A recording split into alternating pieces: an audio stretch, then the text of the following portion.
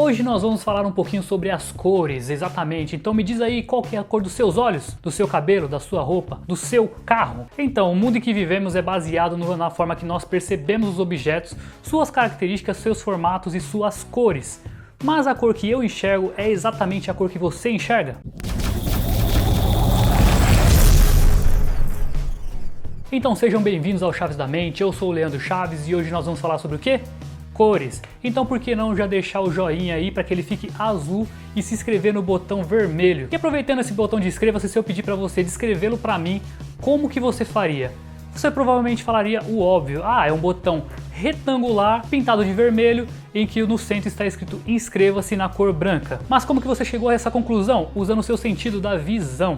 E para entendermos as cores nós precisamos entender como que nós enxergamos. Basicamente nossos olhos têm dois tipos de células, os cones e os bastonetes. Enquanto os cones são sensíveis às cores, os bastonetes são sensíveis à luz.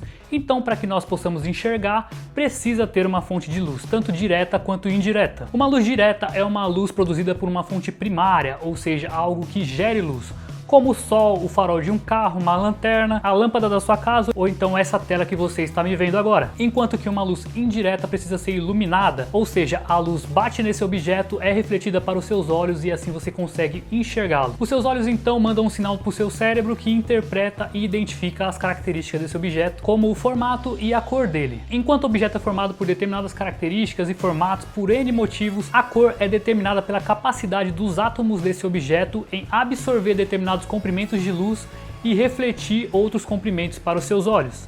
Então se você enxerga um objeto na cor amarela, quer dizer que ele absorveu todos os outros tons de luz e refletiu apenas a cor amarela para os seus olhos. Isso, claro, se a fonte geradora de luz emitir uma luz branca, como a luz do sol. Mas eu não enxergo a luz do sol branca, eu vejo meio amarelada. Exatamente, mas é por causa da nossa atmosfera. Porque a luz do sol vista do espaço, ela é branca. Mas se a fonte de luz primária emitir uma luz de qualquer outra cor, ela vai interferir diretamente na percepção de cor desse objeto. Ou seja, pega o mesmo objeto amarelo que você enxergava na luz branca, acenda uma luz azul sobre ele e você vai enxergá-lo num tom meio esverdeado. Então as cores como nós conhecemos são baseadas na reflexão da luz branca e não de qualquer outra cor. E mesmo assim, com as cores padronizadas e classificadas, nossa percepção pode ser um pouco divergente uma da outra, de maneira que várias pessoas podem enxergar exatamente a mesma cor, mas descrevê-las de forma diferente. E isso se deve à percepção dos nossos olhos, que podem ser levemente diferentes uma das outras, quanto à interpretação do seu cérebro, que pode divergir de uma pessoa para outra. E essa diferença é ainda maior se formos comparar homens e mulheres, porque mulheres percebem bem mais cores do que os homens. Enquanto elas podem diferenciar um verde abacate do, sei lá,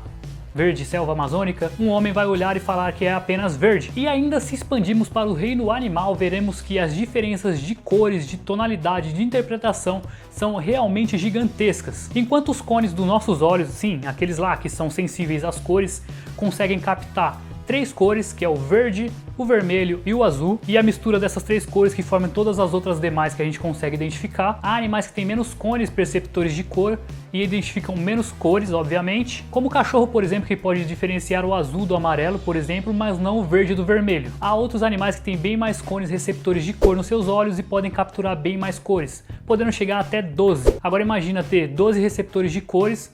Todas as misturas dessas cores formam as outras cores que eles percebem. Na prática, esses animais enxergam muito mais cores do que a gente. Mas voltando à realidade humana, existe uma pseudociência em que busca tratar os pacientes, tanto físico como psicológico, através das cores.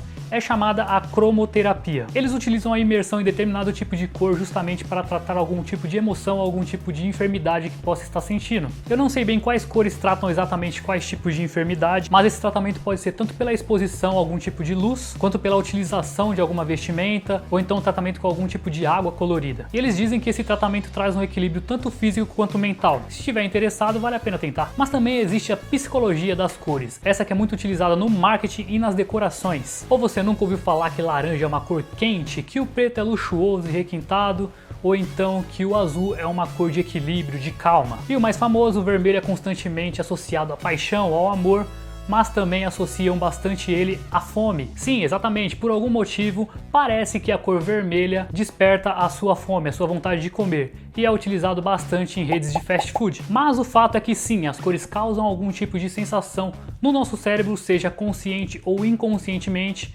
e você pode expressar o seu humor através das cores. Baladas e raves utilizam exatamente o excesso de cor, de luminosidade, para despertar o mais variado tipo de sensação dos seus clientes, como liberdade, excitação, alegria e tudo mais. Mas também existem pessoas que são sensíveis a determinados padrões de cores, formatos e luzes e que podem se sentir desconfortáveis, nauseados e podem chegar até a ter convulsões, que é a chamada epilepsia fotossensível. Um dos casos mais famosos dessa epilepsia fotossensível ocorreu no Japão em 1997, em que um episódio de Pokémon exibido em todo o país fez com que centenas de crianças fossem parar no hospital por sentirem dores de cabeça, náuseas e passarem mal assistindo esse episódio. Eu vou deixar o link aqui embaixo do trecho desse episódio caso vocês tenham interesse em assistir, e também uma matéria da Super Interessante explicando exatamente o que aconteceu nesse episódio, mas basicamente esse episódio narrou um momento em que o Pikachu usou lá o choque do trovão dele e causou uma série de repetições de cores, de formatos e de luz piscando na tela, que fez com que as crianças fossem hospitalizadas. E para finalizar, duas curiosidades rapidinhas aqui sobre duas cores muito importantes, que são o branco e o preto. Sim, eles não são necessariamente cores. Enquanto o branco é a composição de todas as cores, o preto é basicamente a ausência de todas as cores,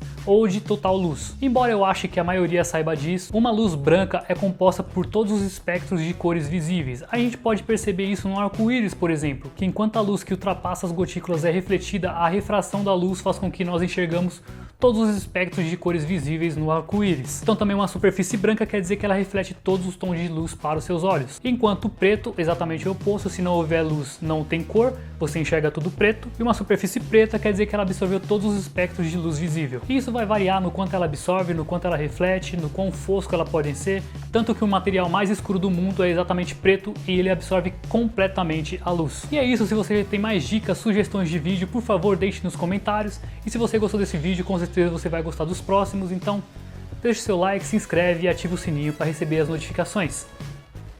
Tchau!